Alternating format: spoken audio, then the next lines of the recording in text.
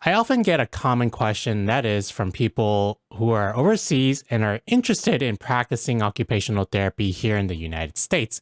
How do you do it? Well, these are the steps for how to practice as an OT in the US for those who are internationally educated. And if you are new to this channel, my name is Jeff and I am a board certified and licensed occupational therapist practicing in America. And my goal is to help you by providing you with helpful information, evidence-based practice, as well as insights and tips that I have learned along the way for the profession. I get that your life is busy and that you may not necessarily have the time to do things like research for how to do OT. So if you have seen some of my articles, such as from searching on Google, I also create videos, podcasts, and also targeted social media posts for occupational therapy. So if you do not want to miss out, then subscribe to this channel and also to the free email newsletter that I have on my website.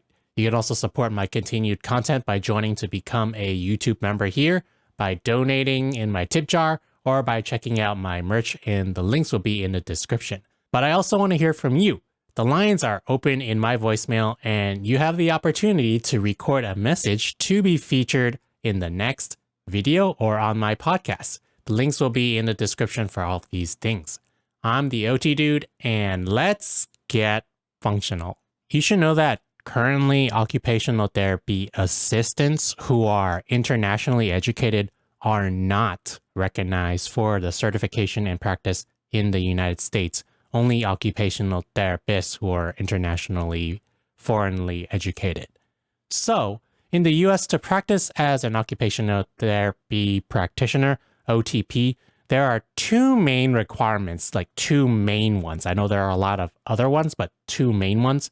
And the first is to pass the OT board exam that is certified by the NBCOT. You'll hear this term a lot. And they are the National Board for the Certification in Occupational Therapy. And by the way, there is another organization, and that is the AOTA, which is the American Occupational Therapy Association. This is entirely different, the AOTA, than the NBCOT, but these are the two main organization companies, whatever you want to call it. The AOTA is a completely voluntary professional or association, whereas the NBCOT, they're the ones who proctor the NBCOT exam, and they're the ones that maintain a database of the candidates that pass the board exam. And that is mandatory. AOTA is a voluntary professional association. Still, I highly recommend that you become an AOTA member, internationally educated or foreignly educated, because it is a professional healthcare association with numerous benefits. That is beyond the scope of this video, but membership provides you access such as to the American Journal of Occupational Therapy Practice Journal, the AJOT, and many other benefits such as helpful information and evidence-based practice, even discounts, things like that. So consider joining the AOTA as well as passing the boards. But this is a video for how to pass the boards and become licensed for foreignly educated occupational therapists. So let's get back right on track. Just trying to provide a lot of information here. The second step is to become licensed in the state that you wish to practice in. For example, if you're looking to work in the state of Texas, then you will need to apply for licensure with the OT board, the specific board that is the board for OT in Texas. If you decide then to move to California, say 1 year later, then you would have to reapply for a second licensure. So you would have an additional licensure in the state of California. And every state that you wish to practice in, then you would need a licensure approval from that state and pay for those fees and associated things and keep up with those licenses. And by the way, if you are interested in becoming an OT traveler and like move between states, then that also means that you would have to become licensed in every single state. So make sure you plan way ahead of time and apply for licensure, because it can take a long time and each individual state has their own requirements and that their timing may vary as well. So now that you know the two main requirements, pass the board exam so that you can become licensed, how can you take and be eligible for the OT board exam, like sit for the exam as a foreignly educated individual because you weren't educated by an institution or school in America that basically, if they're accredited, they would allow you to sit for the board exam, right? Foreigners looking to become eligible to take the NBCOT exam must first apply for the Occupational Therapy Eligibility Determination Process, or the OTED, which I will call from now on.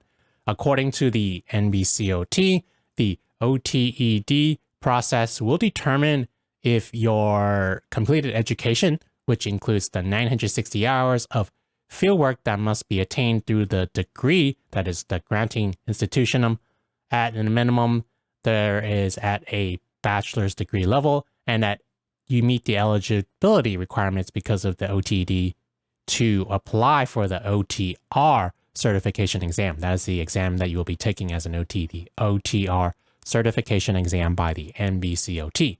Education and fieldwork must also be deemed comparable to current U.S. entry-level educational standards, end quote. So that's kind of what I mentioned and talked about, so that there are some standards and that you completed basically a comparable level of education for OT overseas. And that is because overseas, a lot of OTs that can practice are at a bachelor's degree level. But here in the United States, currently we're at a master's, but we are moving towards a doctorate level of education. And I'll talk a little bit more about this degree difference in this degree mandate and the change later. But one thing that may be confusing is that the NBCOT mentioned earlier this minimum bachelor's degree. Yes, overseas, but there is one thing that you should know, and that you do eventually need to have a master's degree in order to sit for the OT board exam and to pass the OTED process. Because later on this website, I found that the NBCOT lists that in their educational requirements for the OTED process, you need to have one of the following met. And that is 1, an entry-level master's degree in occupational therapy, or 2, a bachelor's degree in occupational therapy with a post-professional master's or doctorate's degree in occupational therapy, or 3, a bachelor's degree in occupational therapy with a master's degree in a related field. So to summarize so far, foreigners must take and pass the NBCOT. And to be eligible for the NBCOT as a foreigner, you must go through the OTED process. And for the OTED, one of their educational requirements is you do need a master's degree either in OT or a related field. And there are, of course, more additional requirements that I'll talk about, but these are the most important ones as it pertains to the educational degree. And the biggest barrier for people generally is education, because it takes most time and to, pass their classes, to have openings to take those courses, to get into schools and things like that. But anyways, once approved for the OTD process, foreigners are then eligible to take the OTR, the Registered Occupational Therapy exam, and that's valid for 7 years from the date of your OTED approval. This means that after you qualify as a foreigner to sit for the OTR exam by the NBCOT, I know there's a lot of abbreviations, you have 7 years to study and to take the OTR exam. By the way, I offer a free NBCOT exam prep course to help students study and pass the NBCOT exam on my website, OTDUDE.com. Also, earning a post-professional master's or a doctorate's degree in occupational therapy does not guarantee OTED approval. There is a separate process where they go through each line item and each requirement in addition to your education, basically, in your degree. So far, here is a diagram of the main requirements that I have talked about. Starting from the very top, to practice in the state that you wish to work in, you need to be licensed. And to be licensed, the state looks for the proof that you passed the NBCOT's OTR board exam. And to be able to sit for the board exam as a foreigner, you need to go through the OTED process. And one of the main requirements for the OTED is a master's degree either in OT or in a related field. And it's worth mentioning the transition of degrees here in the field for the United States, and that's called the degree mandate. One thing you should know is that the OTR, not for the assistants, for occupational therapists, OTR, is that they're moving from a master's degree to a doctorate's degree by the year 2027. So for those who are locally trained here in the US and pass the board exam and become licensed before 2027, then of course you can continue to practice. You don't need to earn a doctorate's degree to continue to practice. You get grandfathered in. For foreigners, you don't need to have your doctorate's degree. Basically, if you're practicing already before 2027, you become licensed by a state to practice as an OT because you have your master's degree at a minimum, then you will be able to continue to practice, I'm pretty sure. And you don't need to earn a doctorate, like even higher education after 2027. It's also worth mentioning what the additional OTED requirements are. I'm not entirely sure what each specific item is because I haven't gone through this process myself because I wasn't internationally educated, but these include national government recognition documentation, if applicable, official final school transcripts, verification of academic credential form, if applicable, current course syllabi or syllabus reflecting the content that is taught at the time you complete the coursework, program director form, verification of OT, license registration or certification form, professional practice history form, and that should do it. That should be it. For a complete list of these things and what they mean, the NBCOT website has a really good description and frequently asked question FAQ on this. So I will post a link to that in the video. But let's talk about cost, because that is one thing a lot of people are interested in knowing. There is an $850 USD application fee for the OTED process with the NBCOT. Then after that, the NBCOT's OTR exam costs $515 at the time of making of this video. And there is a fee to reapply for the exam. Like let's say you did not pass the first time or something, then that's additional $385.